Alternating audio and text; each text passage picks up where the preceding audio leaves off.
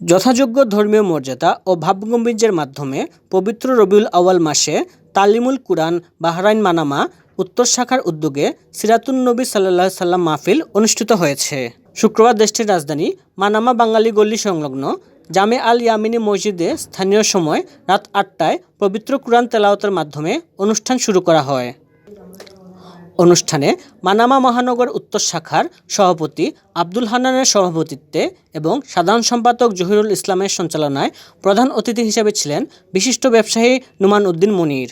অনুষ্ঠানে মানামা মহানগর উত্তর শাখার সভাপতি আব্দুল হান্নানের সভাপতিত্বে ও সাধারণ সম্পাদক জহিরুল ইসলামের সঞ্চালনায় প্রধান অতিথি হিসেবে ছিলেন বিশিষ্ট ব্যবসায়ী নুমান উদ্দিন মনির। বিশেষ অতিথি হিসেবে ছিলেন কেন্দ্রীয় পেশাজীবী সম্পাদক জয়নাল আবেদিন, বিশিষ্ট ব্যবসায়ী মিজানুর রহমান, কেন্দ্রীয় মজলিস শুরার সদস্য রেদওয়ান মজুমদার।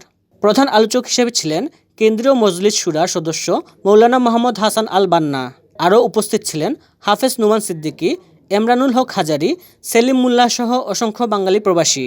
আলোচনা শেষে দেশ ও জাতির কল্যাণে এবং মহামারী করোনায় আক্রান্ত হয়ে যারা মারা গেছেন তাদের আত্মার মাগফিরাত কামনা করে এবং প্রবাসীদের কল্যাণ কামনায় বিশেষ দোয়া ও মুনাজাত করা হয়।